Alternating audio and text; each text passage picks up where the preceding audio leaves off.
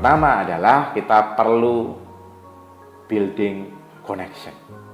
Jadi sebagai seorang komunikator, kita perlu membangun hubungan. Ini adalah langkah awal yang paling penting. Kenapa saya katakan paling penting? Karena jika tidak ada koneksi, maka teknik-teknik lain akan menghadapi banyak resistensi. Pendekatan-pendekatan lain akan menghadapi banyak resistensi. Seorang pakar kepemimpinan, John Maxwell, mengatakan bahwa setiap orang itu berkomunikasi, tapi hanya sedikit yang tersambung, terkonek. Setiap orang kita komunikasi terus sama orang, ketemu sama orang, ngobrol sama orang, kita berkomunikasi. Tapi nggak banyak yang benar-benar terkonek. Apa maksudnya? Ya, just ngomong, tapi nggak punya koneksi benar-benar rasa saling sambung gitu. Apa sih efeknya? Jika seorang melakukan komunikasi tapi tidak ada rasa saling nyambung, maka kata-kata itu tidak ada ruhnya. Artinya apa? Kata-kata cuman jadi kata-kata di dalam telinganya orang dan tidak berdampak apapun pada perilaku orang tersebut. Tidak menginspirasi apapun untuk sebuah perubahan baru buat tim ataupun mitra bicara kita. Karena itu, teman-teman semuanya, penting banget untuk membangun hubungan, building connection gitu. Gini deh teman-teman semuanya, bayangkan Anda ngobrol akrab dengan sahabat baik Anda, maka pembahasan yang sulit pun rasanya jadi lebih ringan dan lebih mudah diselesaikan.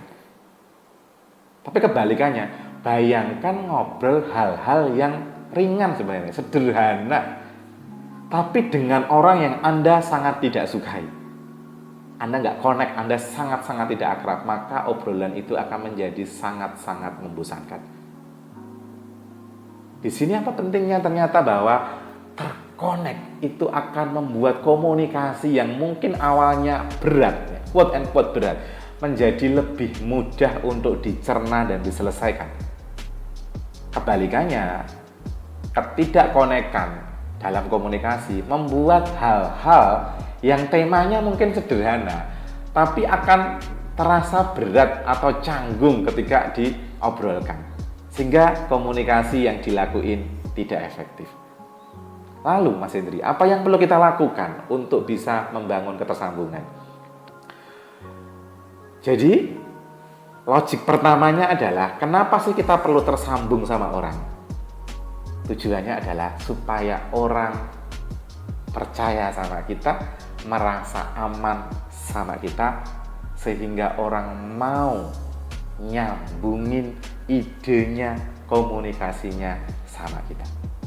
Nah, teman-teman semuanya, ada 3 prinsip utama yang bisa Anda pakai dalam menyambung hubungan ini. Prinsip pertama adalah terbuka. Ketika Anda berkomunikasi sama orang, untuk membuat orang tersambung sama Anda adalah Anda terbuka. Jadi sikap Anda terbuka. Kebalikannya adalah ketika orang komunikasinya tertutup, entah itu kemudian gerakannya seperti ini, terus kemudian orangnya kalau diajak ngobrol kemana-mana, main HP lah, atau pandangannya kemana-mana, atau kemudian nggak nyambung, jawabnya cuma ya, enggak, ya, itu tertutup. Koneksi akan sangat susah dilalui. Maka langkah pertama adalah terbuka dulu. Ingat teman-teman bahwa koneksi ketersambungan adalah melandasi semua hal di dalam komunikasi. Maka kita nggak boleh skip ini. Maka pertama kali yang perlu kita lakukan sekali lagi adalah terbuka. Setelah kita bisa terbuka, menerima kehadiran orang, komunikasi kita juga membuat orang merasa nyaman dengan keterbukaan kita. Langkah kedua adalah selalu punyailah ketertarikan terhadap orang lain. Bahkan termasuk pada tim lama kita. Karena dia selalu punya hal baru yang mungkin masalah baru atau ide baru. Punyalah selalu ketertarikan. Sehingga ketika kita ketemu, dialah udah tahu isi pikiranmu. Itu membuat orang nggak terbuka, nggak tertarik, sehingga koneksi nggak ada. Meskipun itu udah tim lama loh ya. Bisa aja terjadi. Kenapa kok tim lama tiba-tiba bergeser ke perusahaan lain? Ya karena dia merasa nggak connect lagi gitu loh di sana. Kenapa nggak connect lagi? Padahal udah lama. Ya karena koneksi ini perlu dirawat. Tidak hanya yang sekali kenal akrab pasti akan seakrab selamanya. Enggak, itu sesuatu yang perlu dirawat. Nah, setelah terbuka dan tertarik, ingat, carilah juga kesamaannya. Jadi kalau cerita dengan orang gitu ya di sana ya, mitra bicara kita, klien kita, ataupun juga dengan tim kita, kesamaan dulu. Jadi ketika mungkin ya kita berbeda pendapat, carilah kesamaan dulu, baru kita bisa kearahkan ke perbedaan pendapat kita. Tapi membuat kesamaan ini, membuat orangnya itu jauh merasa lebih terkonek.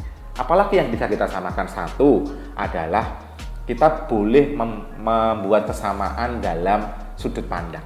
Kita memahami sudut pandangnya orang. Oh oke. Misalnya nih ya gitu ya, orangnya ini terlalu banyak bos kalau kerjaan kayak gini. Oke. Nah kita mencari kesamaannya. Oh iya juga sih ya, mungkin ini terlalu banyak untukmu. Jadi kita menyamakan sudut pandang kita dengan sudut pandang dia dulu, baru kita arahkan setelah itu. Nah, justru dengan nambahin pekerjaan ini membuat kamu kan jauh lebih punya kemampuan lebih besar, lebih punya bonus lebih banyak. Nah, tapi kunci pertamanya adalah kita mencari kesamaannya dulu. Apa kesamaan sudut pandang kita dengan orang? Apalagi kesamaannya? Carilah kesamaan apalagi?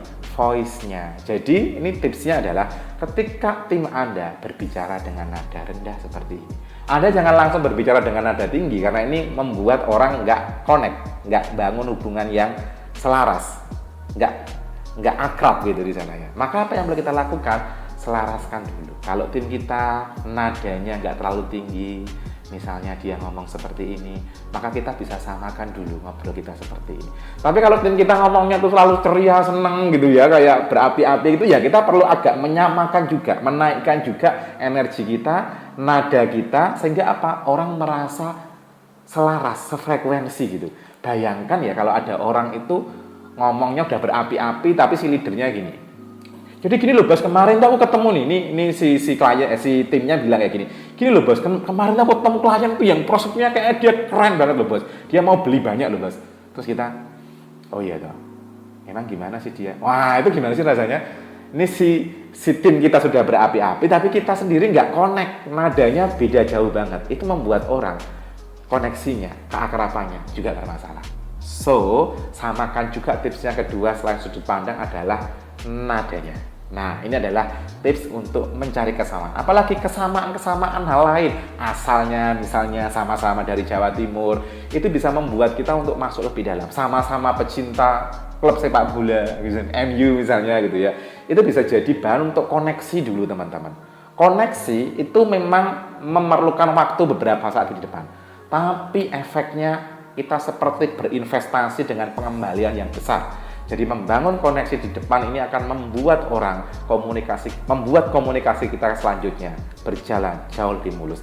Jadi saya recap lagi bagaimana prinsip building connection yang kita akan lakukan adalah 1. Terbuka, 2. Tertarik, selalulah tertarik dengan orang lain. Apa yang kira-kira dia bawa. Yang ketiga adalah cari kesamaan. Dengan cara itu kita akan lebih mudah terkonek dengan orang lain.